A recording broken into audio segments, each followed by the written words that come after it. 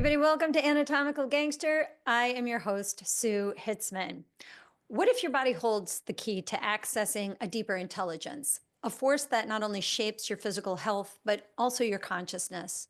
What if fascia isn't just a connective tissue, but a living, dynamic medium bridging our biology, energy, and evolution itself? Well, on today's episode of Anatomical Gangster, I'm joined by movement educator, somatic therapist, and energy healer, Elizabeth Dare Andes. She's a leading voice in the intersection of fascia, functional movement, and trauma healing. Elizabeth has dedicated her career to restoring the regenerative benefits of healthy fascia, unlocking the potential of energy healing, and guiding individuals through personal and collective transformation. She speaks internationally on fascia, consciousness, and somatic movement, helping people invigorate their bodies and psyches to thrive in uncertain times. Today, we're diving into plasma consciousness, a bold new perspective that challenges our understanding of fascia as the fourth state of matter. How does this shift affect our healing, our evolution, and our ability to tap into deeper realms of awareness? Could your body's connective tissue be the key to unlocking dormant energy? How does fascia regulate trauma, intuition, and even higher states of awareness? And what does this mean for human evolution? Well, stay tuned for this eye-opening discussion that could transform how you think about movement, healing, and consciousness. This might just be the perspective shift you've been waiting for. Remember, if you guys are new to the podcast, be sure to subscribe, share, and leave a review. It helps more people discover these insights and join my movement to connect to the human experience on a deeper level. And here is my conversation with Elizabeth Dare Andes. So, Elizabeth, I'm so honored to have you on the podcast today. I've been looking really forward to this because of the topic that you wanted to talk about, plasma consciousness. And I hear so many people using consciousness now. There's quantum consciousness and biological consciousness and now plasma consciousness. And I think this is going to be such a great conversation to first, maybe you'll define what you think consciousness is and also then what plasma consciousness is. But first, will you tell people a little bit about Elizabeth Dare Andes, because your background is fascinating and I just think your energy is so fantastic. So I want you to share a little bit about you before we dive in. Well, I'm happy to. And hello, I'm also just thrilled to be here sharing this and getting a chance to meet you and talk with you. So, Of course. a little bit about me. Well, let's see. I I'm from New York. I've lived in New York most of my adult life. I came as a dancer and one was very interested in choreography. And so it was a modern dance that I was interested in. Especially wave-like modern dance. So I gravitated to the companies that were very soft and undulating, and was in the downtown dance scene choreographing and dancing for a long time. And you can't pay the rent doing that. So somewhere along the lines, my sister said, "Hey, there's a certification in aerobics that you can take from AFA. Come with me and we'll get certified." So that started my fitness career. And I taught aerobics and fitness, started off in Manhattan. One thing that people don't know about me, which I'll share with you, is that I was Madonna's aerobics teacher. I love that. You know, there was a part of me that was actually intuitively like, I bet she's met Madonna. It came into my head just before you said it. That is so weird. And first of all, I can't believe that we have not met because I've lived in New York for 32 years. I just moved down to Florida and I've lived on the Upper West Side. And how is it possible that we're only just meeting now? I don't know. But anyway, so I don't so know. aerobics. So you're talking about like the 80s. We're in 1980s and you're jamming We're out. in the 80s, and that's why we haven't met, because I'm old enough to be your mother. And No so we way. I'm in my little bit. 50s, not quite. You can't, no way. Not But even. fast forward, then I ended up I was co-owner of Body Strength Fitness on the Upper West Side, Light in Oh, Motion Yoga, Namaste Yoga. oh, that's crazy. Actually, I think we have met because I was there. I remember being in that studio, I think in the mid 80s, like around 88, 89 when I had first come down. I think so. Body Strength, the one on 105th and Broadway. I think so. Yeah. That beautiful studio on the corner with all the Yeah. windows. Yeah. Yeah, yeah, Wow. amazing, amazing. Well, Wow. anyway, so, I come from this dance, fitness, yoga career, and then I got into, I was working with this wizard in Soho. We would just, it's a long story. I'm not going to go into it now, but he taught us how to move energy through our bodies. Mm. So that's what we did. And so you'd go in there and you'd think, I can't move like this. And he'd start to build up the energy in a confined form. And then that would release, and you would like move like the wind, like a zephyr. It was amazing. Um, and also, we did this open-eyed meditation. It was very spiritual. So I had these deep, mystical, energetic experiences on top of that, Gotcha. and Gotcha. That'll became change anybody. yeah, became an energy healer and taught at a big healing school for many years, and was primarily interested in helping people be creative. What is emergent, something brand new that's never been here before? Mm. And it was really hard to get people to break out of rehashing something they already knew. Like Yeah. they were really stuck in their heads, and Yeah, people are stuck in memories a lot. We're stuck in the past so far back. Sometimes I'm talking to somebody, I'm like, can you come back to right now and talk about something that happened like yeah. 5 minutes ago, maybe? Like, why are we talking about something that happened so long ago? Is that necessary right this second? It's interesting though. I feel you on that. Yeah. Yeah. Yeah. So, I think, just to kind of wrap it up, because that's a lot about me, but um, what I really feel is that we've got this other capacity in us that is about movement and energy, and it connects us into another part of who we are, besides what we've learned, what we've been taught, the culture, within the confines of the culture. Yeah. And that's what I feel the promise of this bioplasmic body is.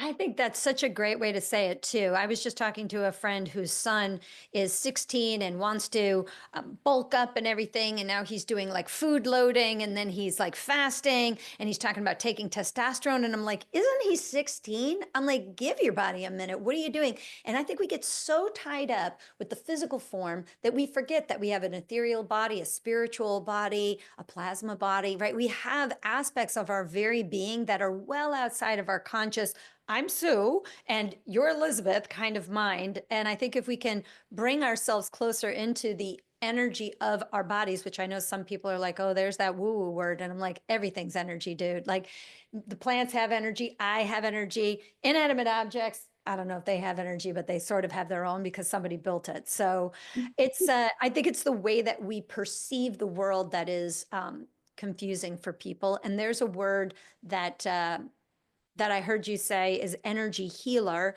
And what is it to be an energy healer? What of the energy? Is it the energy body? Is it the spiritual side? Is it the emotional angst? What is it when we say we are an energy healer? How are you helping somebody heal their energy? That's a great question. So I'm going to give you a little quick bit of background.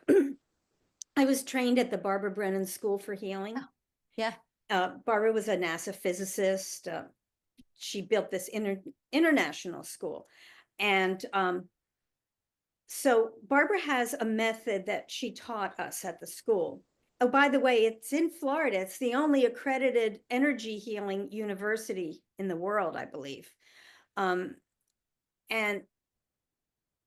so she looks at each one of the chakras, and she looks at the central Shushumna, which she has a different name for, but it's the same idea. And she looks at different levels of the human energy field. And the human energy field has a chakra level, it has a personal physical level, it has what she calls the hara level, which connects us in our incarnation, connects spirit to matter. She has what she calls the core star level, which is this upwelling of spirit that lives in all of us, the light in us. And then each of the chakras has all those different dimensions in it, plus, as many of us know, but each chakra relates to a different aspect of our being. Mhm. And all that comprises the levels of the field, the body's field and the auric field. And so we're taught how to read that. And then once we do that, you sink into the person's energy field, and you begin to sense what's going on, and you get guided to where you need to work. But what you're doing is like maybe one of the vortexes of the chakras has popped open, or the Right. chakra spinning the wrong way or something. Mhm. So you're actually shifting that energy, or you're clearing out what she calls dead orgone energy around a wound or something, and you're transmuting it and lifting that off. So, or you're realigning that dimension, that hara dimension, because maybe that's a little wonky. Maybe the person isn't grounded or something. Yeah. So you're learning a lot of techniques to actually go in. But then the funny thing is, after 4 years of training, they say, throw everything that you have learned away and just show up.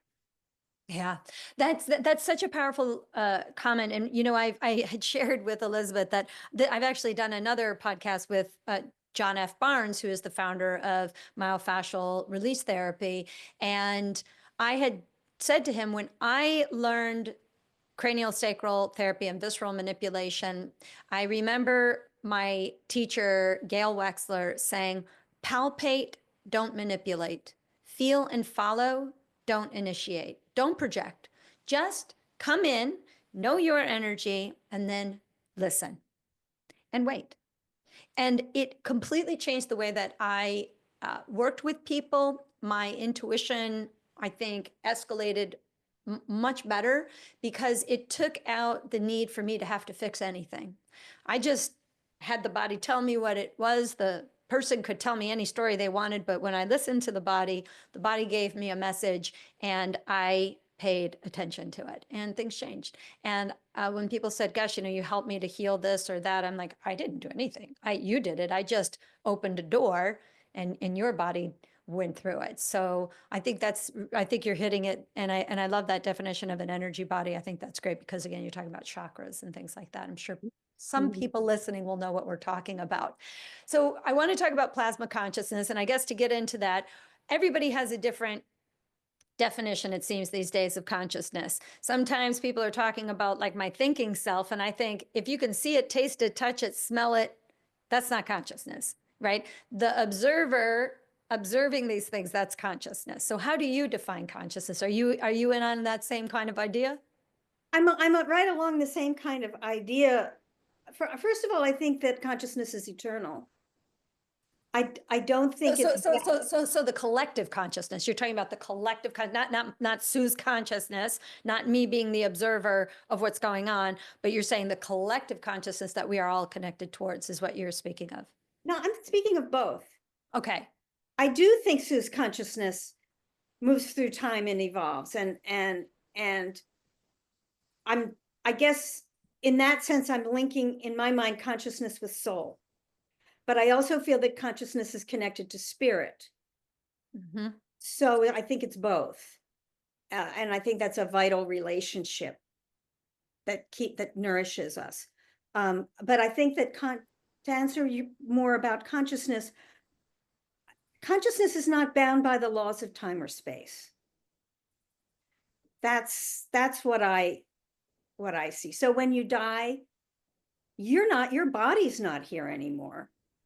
Sue's not here, Elizabeth's not here in the same consciousness way, but because I'm more dispersed, I guess, but I'm also present and evolving. And I because we're not bound by the laws of time and space, I think that you can speak to your dead ancestors. You can call upon them. Of course, of Right. course. I mean, we can speak to anybody, dead or alive, and I 1,000,000% approve that message. That in physics we say energy can't be created or destroyed. So I'm energy. So my energy body can't, it was not created by my parents. My parents didn't do that. Don't give them the credit. Right, right.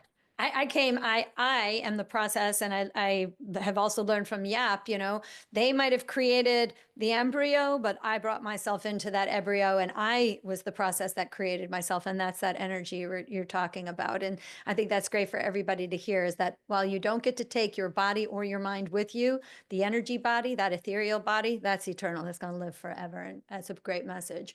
So let's talk about plasma consciousness. And I want you to not only define plasma consciousness, but how it relates to fascia. Okay. First of all, let's call it bioplasma I love that. Bioplasma. because it's living. It's intelligent. It's evolving. So you could say that bioplasma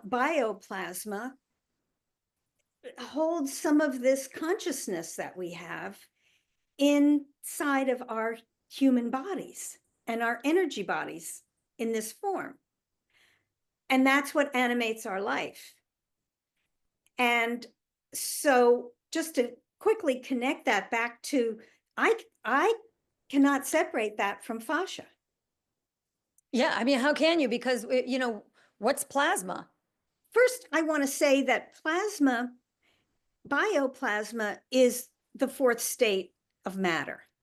And are we And talking like Gerald Pollack, where you're talking about the crystalline matrix aspect that nobody talks about? I yeah, got the you. Keep living, going. and this is the big problem, I think, because it's the living liquid crystalline matrix.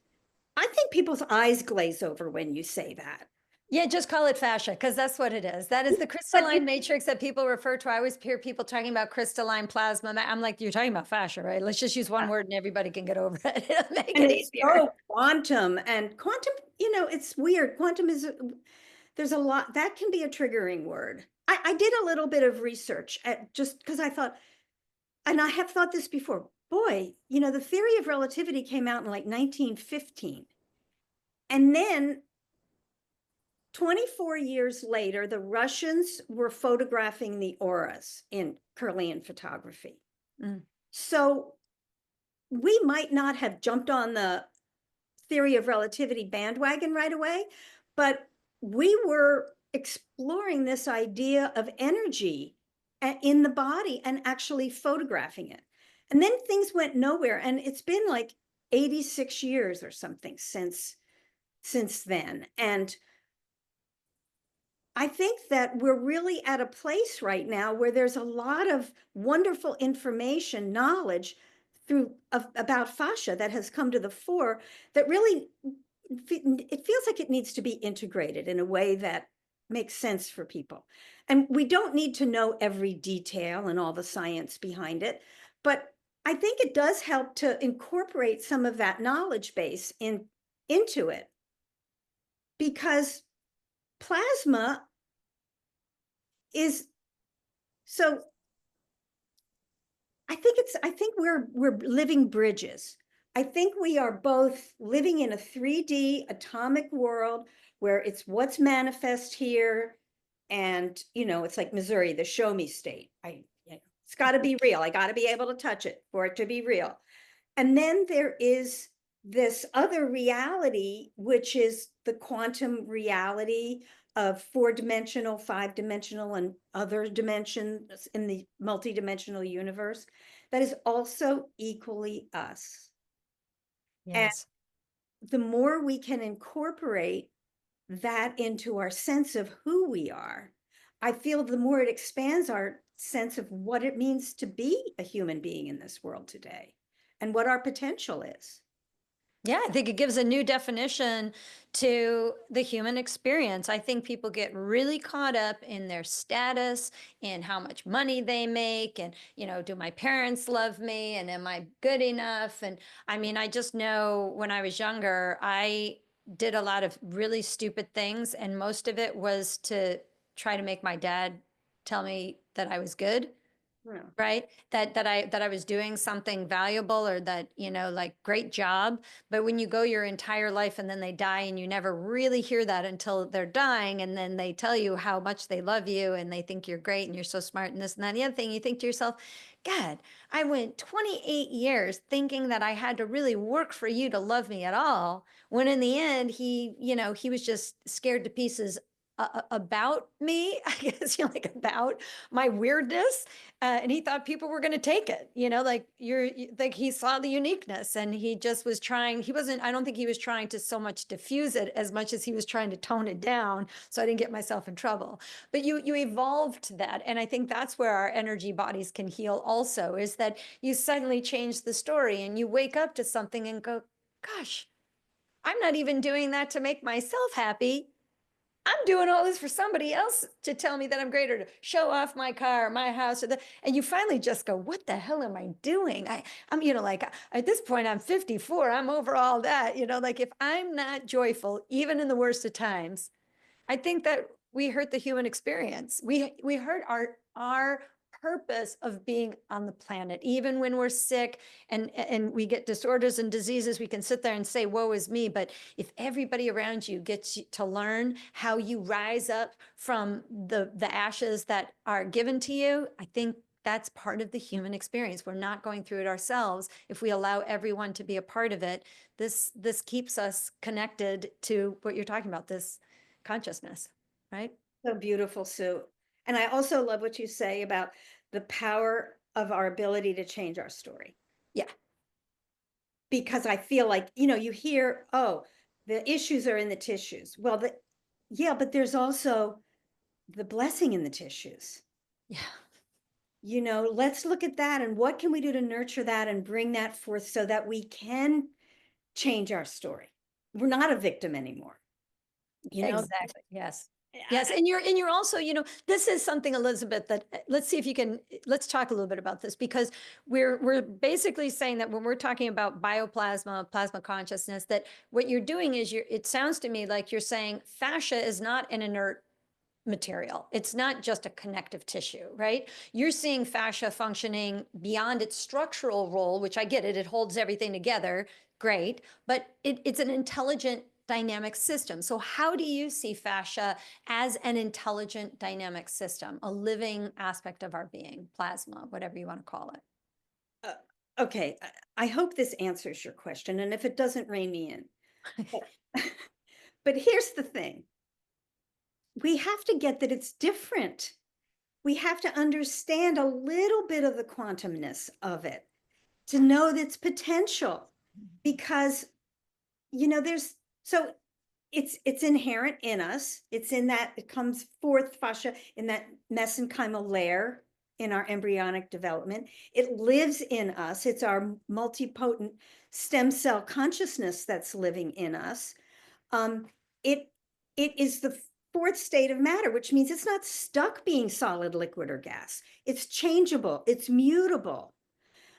It's a superconductor or a semiconductor, which means that it doesn't lose energy. Like, it's a perpetual motion machine. It can run on its own energy without resistance. Yes. And at a certain point, it makes its own electromagnetic field. So like our bodies, it's an electromagnetic organism. But at a certain point, and this is called the Meissner effect. You know this, I'm sure. And it defies gravity. Yes, it functions independent of gravity. I Yes. mean, everything Elizabeth is saying, I mean, is absolutely, these are ways for us to see fascia that on a macroscopic level, hey man, you want to jump up off the ground? Guess how you get to do that? It's not from your muscle strength. It's because your fascia stores energy as you connect to the earth, because you don't just bounce off the ground. You come down your fascia storing energy. And as it comes up, that's what ignites that neuroelectrochemical change, so that your brain knows how high you go up, so that when you land, you get shock absorbability through the system. If we didn't have that, we would be broken by movement. And we're not broken by movement if movement is fluid. If movement is not fluid, well, then yes, you're right. We could crack and break, right? Yeah, yeah. Yeah. I mean, and it's as plain as the nose on your face, but you never see it unless you like learn something. Yes. So there is some openness required, some willingness required, um, to maybe explore beginner's mind if it's new to you. But you don't have to explore or know anything to experience the effects of it. You just don't see it if you don't know about it. That's Yeah. that's the incredible thing about it. And the other thing about it is that, and this gets back to creativity, it's it's self-creating. It's self-organizing. And that happens spontaneously. Like you can't say, I'm going to create a chicken embryo now. I mean that, it just it Doesn't work creates that way. itself. Yeah. Yeah. So methods, you know, you can have structured improvisations and guidelines and print guiding principles and all that other stuff, but you have to hold sacred space for the gifts, the blessings, the miracles that our fascia body, Yes, the plasma body. transformation. Yes, you in so many ways you have to consciously get out of the way and feel your way through things. Stop thinking and feel your way through it because that is, I think, the problem with a lot of people that we're not being touched physically in a way that is loving. And there are people out there who are fascia gurus, apparently, who tell people to actually that the problem is the fascia and that we need to scratch at it and bruise ourselves and cause all of this pain to fix it. And I'm like, I beg to differ. Actually, you're going so physical, you're going so superficial, and this is an energy system that possesses neuroelectrochemical transportation communication by way of all other systems of the body. You can't talk about anything else and not maybe say fascia, neurofascia, visceral fascia, cellular fascia. I could talk about all sorts of things, like the communication between cells. Guess where it's happening? In the extracellular matrix. So if you want to understand quantum, the problem with quantum is that you're talking about going small. And people are enamored with the big stuff. We're always enamored with how fascia relates to our physical body. But what about on a cellular level, on the microscopic scale, how much it assists our cells to thrive in the body? Oh yeah. Oh yeah. I'm also seeing it as fractal. Yes. You start moving in this way and it's like you feel the universe inside your body. Yeah, fascia looks like sacred geometry, people. It does. It And does. and the feeling experience of going into these places of, you slow down and you start to do gentle wave like movement, maybe you hum or something, make a gentle sound, love yourself, nurture yourself, as you were saying. It's pleasure. You awaken that sensory experience of pleasure. And this is what we need. And it makes us feel connected. And this is the most nourishing thing for us. On Yes, every level. that is a great way to say it, Elizabeth. I mean, it really is nourishing because, when you're angry at somebody or you are just having a really bad day, like I've been dealing with not dealing with, I've been helping my mother with breaking a leg and having all of this craziness for 4 months. I've been And following that. Oh, I'm yeah, so sorry. right. But and some days it can get physically, emotionally, mentally exhausting to watch how her depression, because she has bipolar disorder, her crippling anxiety, and she's my mom. So, it affects me on such a energy level that I don't think people realize it. Like, and then what do? They go home and they, drink booze. And I feel we do not know how to self-soothe. We don't know that when we're angry or frustrated or fatigued or exhausted, that's your body's cue to say, hey, come in here and soothe me, make me feel better. I mean, if your kid was screaming out for your help, you would soothe it. You wouldn't sit there and assault them, right? You would nurture. And I think that we are so far away from nurturing ourselves that I don't think people actually, this might be the first time people actually hear those words and they're like, nurture myself? Like, what does that even mean, right? Is that not eating candy and sugar and I'm going to soothe myself by drinking some scotch or whatever it is? It's like, gosh, there's so many more ways to tap into it. And actually those things tune you out of it. But this way that you're talking about, these movements, this subtle body undulation, I mean, that brings you into the cellular system right there. You're quieting down. Yes, it does. Yes, it does. I think that's one of the greatest lessons of cancer for me Yeah.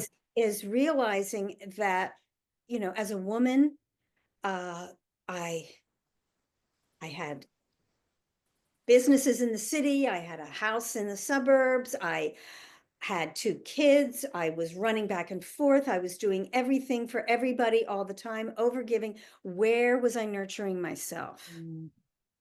There was no time for that. And That's the fallacy. That word time.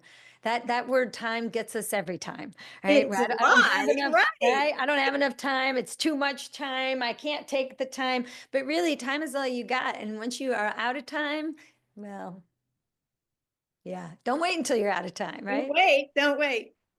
Wow. So let's talk about this perspective that we're talking about here, which I love this perspective. I'm 100% in on what you're talking about. What does it mean for healing and human evolution to think a little differently and to bring people into their energy bodies? What does that mean for healing?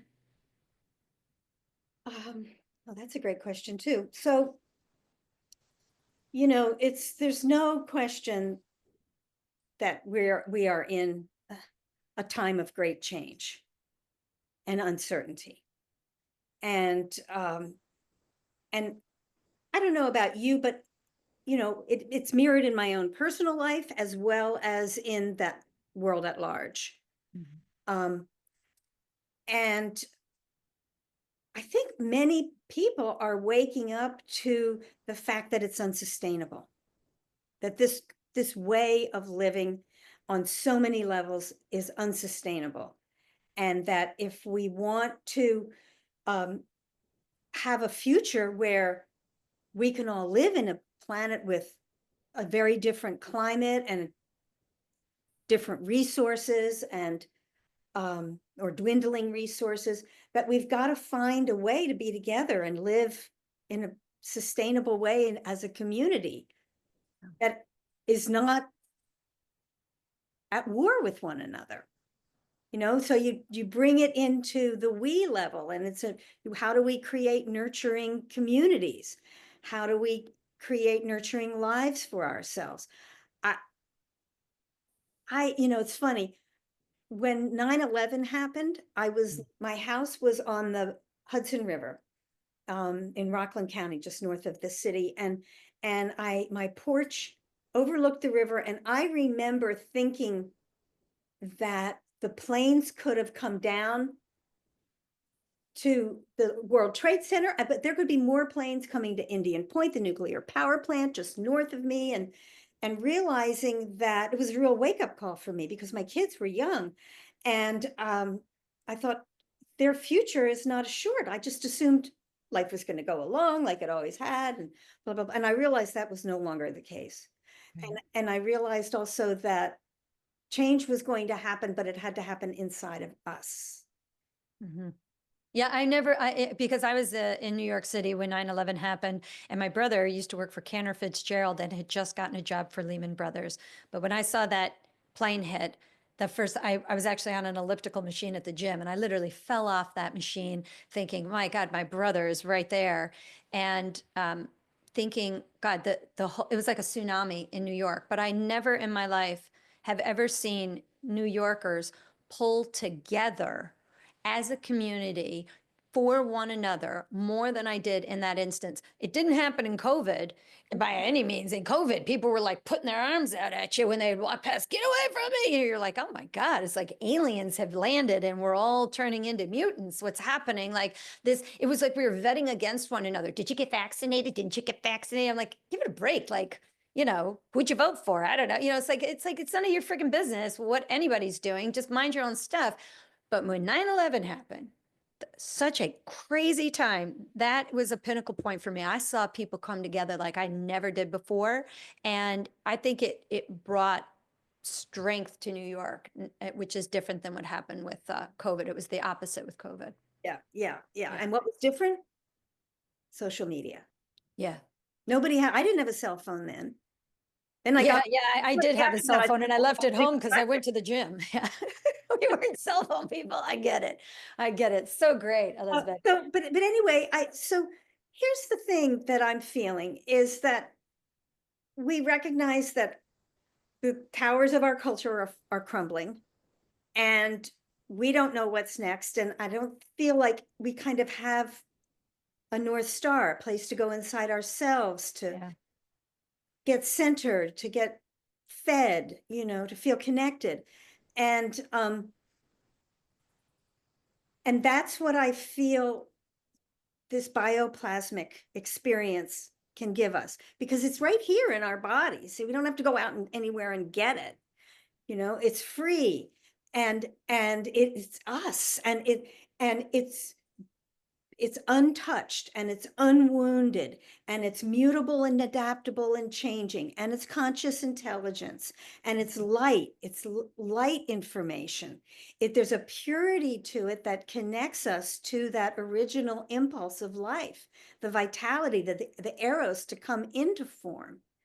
And that gives us the kind of our own sense of resolve and focus to to to deal with what we're facing today, and not be victims anymore, but co-create. Yeah, that's beautiful. That's beautiful. Yeah, if you're going around feeling like you're the victim, if it's everybody else but you, I would pause for a second and look a little inward because it's probably you. I think Yeah, to anybody. yeah. So now you've talked about fascia as the fourth state of matter, and I loved when I had the opportunity to meet Gerald Pollack and his books, the fourth phase of water, cells, gels, and the engines of life. I mean, I love both of those books. And his description of this fascial system and this fourth state of water, I think, is really powerful. So when we think of matter, you mentioned solid, liquid, gas, then plasma. Where does fascia fit into the model specifically? Like, and how? Fascia, and correct me if I am wrong, is the fourth state, that it Yes. is neither solid, liquid, nor gas. It is mutable. It can change form. So it can be fluid, and it can also be more gluey, more, it's, more, as Tom Myers would say, more snotty. You know, I it, love that. Snotty. I That gives love you it. such I an love image it. for it. Yeah, Yeah. too stiff, too elastic if we don't have the tone. Exactly. You lose the electrochemical charge of fascia, and and because it is a crystalline matrix, and think of the energy that, a crystalline matrix creates, that lattice of system, that, how you said it's sort of a chaotic, um in some regions very predictable, in other regions not so predictable of what fascia will do, but it's in a constant state of change. And that is, to me, what you're saying is that's plasma is constantly morphing and adapting. And the cool thing about fascia is that it has a pre-stress capability. Before you even move, your fascia is resisting the uptake of force, because your nervous system is actually, the unconscious aspects of us are most likely reacting before we are acting. And that's the stuff that is kind of mind blowing to me, that Yes. fascia, as if by memory, is anticipating very much how the nervous system does, how you want to move before you actually do it. And that stuff that's quantum. Like, that's not in your physical aspect. You got to go microscopic to understand that.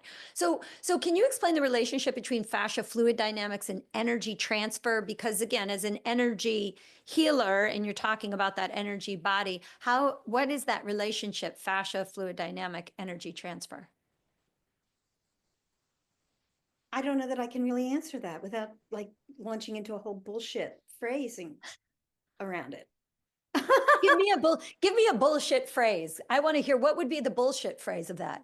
Well, let me see if I even understand. So we're talking about fluid dynamics, and we're talking about energy transfer in terms of like energy healing in the body, or are we talking about it from more of like the transfer of energy through um the forces like electromagnetic forces, Yeah, that's what I'm health like, again, force? energy, like how does, how is fascia, in a sense, transmitting force through the body through the fluid dynamics? Like, do you sort of see that as being electrochemical? Do you see it as being like the collagen aspect of it? Where is it in the body that does these things?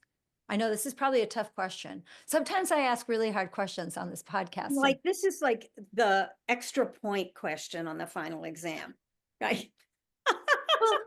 let's talk about practical applications for healing and longevity then. Like how let's talk about this. Get How to plan B. I love this. How could understanding fascia at this deeper level that we're trying to get people to understand, how could it influence both personal and collective trauma healing? Because people are talking about trauma all the time now. I actually saw a particular, again, fascia guru who is telling people that the way that you release generational trauma from a 7-day-old baby is to take this claw plastic thing and scratch it on its head, because that will release the trauma. And I literally thought to myself, I'm pretty sure you're creating trauma, whether you know it or not, Yeah, because you think, because you, the person scratching at your baby's head, thinks that that's how you're going to release generational trauma from your child. You know how you do it? You give that child a warm embrace and you tell it you love it and you care for it, and that's how you get rid of generational trauma. Thank you very much. But how can understanding fascia at this deeper level actually influence personal and collective trauma? What do you think? can I actually take a stab at answering both questions? I love this. Tell me. Okay. So going back to the fluid dynamics and the energy transfer question, your Whopper. So I want to say I see it happening on a fractal level through the collagen fibers, the spinning of those fibers, the lumens, the microtubules. I see all of that as like this system of transferring light into fluid waves of Yeah, information to the photons. body. Yeah, yeah. Mhm. And I see that as on a fractal dimension. So it's like stepping down, that the fascial body is stepping down higher frequency information, like in pictographs of light, and it's being this energy is transported through our fascial system. So that's my quick and dirty answer to your first question. Your second question, around trauma in the body and memory in the fascia. There has been a lot of talk about fascia, as you well know, ability to hold all sorts of memories and trauma, and not just, I mean, ancestral trauma, but the trauma of all sentient life. You know, that it's almost like Akashic records of the trauma of physical experience on Earth. Um, I believe we have the ability to just call that up, to dial that up, should we want to. Um, but who wants to? You know, I mean, ew. Um, it's kind of like, you know, do I want to drudge my way through this swamp with snakes and alligators? And it's kind of painful. Um, and so I feel that there's a lot of trauma in us that is submerged. Mm. And I feel, and I understand, I get it. But I also feel that in a way, it's stopping what wants to emerge from coming up, Mm. to the surface. I think that's beautiful. I love that idea. I think that's it, is sometimes even with like psychotherapy, you like regression therapy and things like this, like sometimes that pulls you deeper. And unless you have real tools and a really exceptional therapist, you can get more stuck in uh, that energy. And again, you're so far in the past that you're never breaking free. You anchored more towards it. And I see that with a lot of clients that I've worked on, that they've been through psychotherapy, they've had other therapists, and they just keep talking about this past thing and, you know, how horrible this was. And, you know, I was abused and this and that. And I would say to them, I understand. This all sounds like it was very traumatic. It really made an effect on your life. What is your problem right now today? Right today, right now. What is the problem right now. And a lot of times they say, well, I don't really have a problem. And I'm like, oh, well, why don't we stay right here in the present moment where you don't have problems? Why do you keep going into the past where all those problems are? Do you want to get out of the problems? Or you want to talk about the problems? And they're like, you see them short circuiting over the idea of like, God, I mean, whoa, I got to think about that. I'm like, exactly. I mean, you can change your mind about your body state and vice versa. I think we can change our body through our mind state if we know how. So I'm curious with your work, what practices or what techniques have you found most effective to invigorate fascia or unlock its regenerative benefits? Well, first of all, I sort of have a two-pronged approach. So I deal with the physical first. And I'm looking at where are the imbalances, and kind of looking at their posture and how they move and this and that, because I want to just kind of address that first. Otherwise, I feel like if I go into some of the other techniques that I use, those other things never get addressed, and it's like You they're lose the them. outward manifestations. It's a part of the yeah. Yeah. Yeah. So then after that, I go to more wave-like movement, undulating movement, Mhm. making sounds, unstructured movement. People have a hard time with lack of structure. So I have a lot of continuum training, I Emily, love that. and Yeah, Bonnie Bainbridge Cohen and money is what's another, yeah. yeah, Emily Conrad. I mean, how brilliant. Yeah, so brilliant. Brilliant, brilliant. And I studied with her. I met her in 1980 Mm, and saw her lying down on the floor moving the muscle. It wasn't the muscle. It was waves. mhm. And I thought, "Well, there's only muscle that, wait a minute, that's the bicep and the tricep. How could you be, you know, 1980, that's all I knew.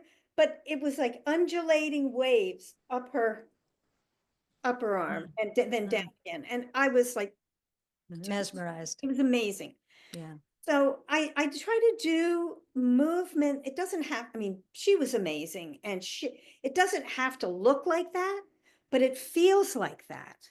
Mhm. And you use sound and you use that movement and you slow down and you turn off your brain and you listen and you feel and you sense and you just let yourself go for a ride. And it's like you're filled with this beautiful, soft sense of cloud-like power that just fills you from the inside, and you remember like who you are, and you're floating in this nourishing sea. It's beautiful. And Beautiful. so it's not like the swamp. It's not a terrible experience. It's a and that's one of the gifts of the bioplasmic body. Mhm. And then, afterwards, I do think what I like to do with people is I like to come out of that experience and then integrate it. And that doesn't happen sometimes for months for people, but at least to try to put something into words to concretize their experience, even if it was, I'm lost, that was horrible for me. That's important too. Mhm. Whatever comes up is in the field and it needs to be acknowledged, and not, because with trauma is you get shut off, you get pushed away, you get disconnected from the whole. So all of that has to be included.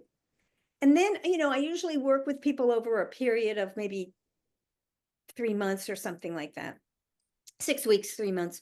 And I'll have people do a personal ritual with some kind of art, create something new. Don't rewrite a Mary Oliver poem, but really, pull something out of you that hasn't Yeah. been here before.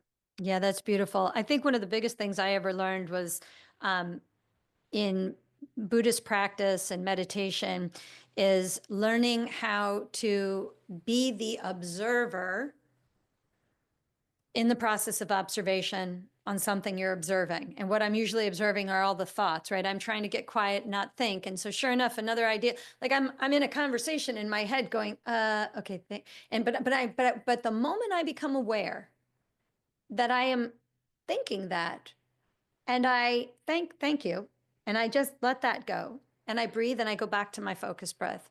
And it is so powerful because there are times where I can sit in a meditation and I think I'm there for 5 minutes and I'm there for an hour. And I truly do find a place where I'm not thinking.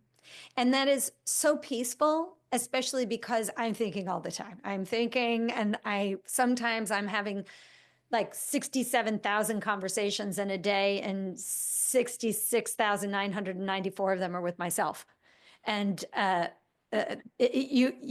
mind can be a monkey mind and chatter all the time. And it's taken me a lot of years to learn how to quiet down and to center myself. And I've created a practice in that. And that's what I try to share for people, is just to just separate yourself one moment from the trauma and be the observer noticing the trauma rather than it being you or it being even a part of you, to allow it to be something else and allow yourself to observe it. And then somehow or other, you now become more in you because you have more space to move, because the trauma isn't in you anymore. You can observe it outside of yourself. And it can change everything for so many clients. So I hope that people are hearing this. I love that. I mean, doing body work with great healers is such a privilege. And I've had so many incredible healers over my lifetime teach me, work on me, and change my life.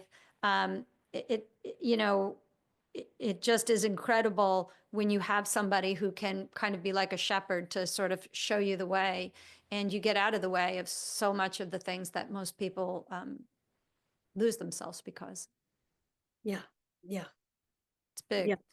So, Elizabeth, we're coming toward the end here. If fascia is the missing link in holistic health, how how can we help the listener maybe integrate this knowledge not only into themselves, but maybe even like, you're saying you're going through cancer treatment. How do you think holistic health and this complementary way of care can be integrated into even mainstream medicine or movement practices in general? Because I think there's this missing piece. Uh, People always talk about our work as being alternative therapy. And I'm like, there's no alternative. It's complementary. Like if you have cancer, you should probably go see an oncologist and figure that shit out. I know that there are some people who are like, I'm just gonna, take all my stress away and I'm just gonna do it naturally. And I'm like, it really depends on the type of cancer and what it is and who you are and all these things. But I'm curious with you, because again, you're saying that cancer has been a part of your life.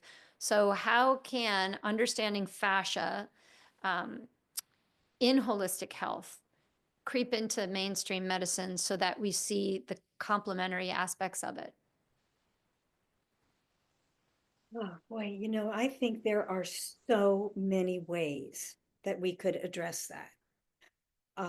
One of them is what you do. I was telling you before we started that this drug that I'm taking, you have to sit for an hour with your hands and feet in ice because it creates neuropathy in your fingers and your toes. And so what I do when I'm sitting like that is I have uh, my headphones in and I'm listening to healing music like 432 Hertz, or I'm doing a meditation, about my body being restored to health, and I fit it in everywhere I can, and then I do a hand and foot treatment every single day, Mm. and it has made all the difference for me. Um, I feel a little bit of numbness, yes, and then I like sometimes I wait until night to do the hand and foot treatment if it's been a busy day. But I prefer to do it in the day so I can move and function. But Yeah. when I start to feel that numbness, I go, oh my God, I have to do it before I go to bed at night. I don't care how late it is. Immediately the numbness diminishes so much. Yeah, you're saying something so powerful because the melt method, the real fundamental basis of it is the hand and foot therapy treatments. And I have had the honor of working with the Breast Cancer Society and trying to educate a lot of women who have these types of treatments, whether it's ovarian cancer, breast cancer. Neuropathy is a huge piece of it. And while the ice is an interesting thing because you're bringing your body into a state of protection, you're putting your fingers into cold water, but melting before you do the treatment actually, and then putting your hands into ice and then again doing it after, it does help for that fluid perfusion back to the extremities because that's where you lose it. And that is one of the big things that causes neuropathy for so many people who go through cancer treatment. So I'm glad that we found one another with that. Well, I will definitely, I have two more of these left, but I will do it before and after.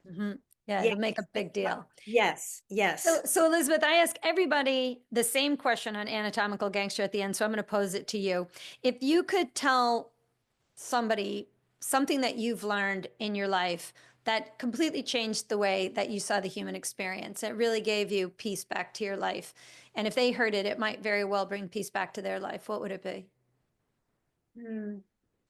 We can listen within us. We can find a space within us that makes sense. And that's what we get in touch with. And when we do that, we realize that so much of what drives us in life is unnecessary crap. And, like I used to think I always had my hands on the steering wheel. I had to drive through life. I had a recurring nightmare of I was driving this school bus that had no brakes with my whole family in it down this hill. And I was like trying to steer for dear life. And that's kind of the metaphor, I think, that was the sense of I can't trust that controlled my life. And so one thing I realized was that I can take my hands off the wheel. I can't steer that bus anyway. That's beautiful. That's so beautiful. That is such a great life lesson to remember. Yeah, don't drive the bus for everybody for sure. I love that. So, Elizabeth, the people want to find you. How are they going to find you to learn more about what you do? Well, I'm on Substack, substack.com at Elizabeth Dare Andes. I'm on Facebook, same name. I'm not going to give you my website because I'm in the middle of re-engineering the whole thing. And but I'm staying active and I'll be, once I get on the other side of this, I'll be doing some more programs. I am still seeing clients, so if you're interested, reach out and you can DM me on Facebook and I would love to talk to you.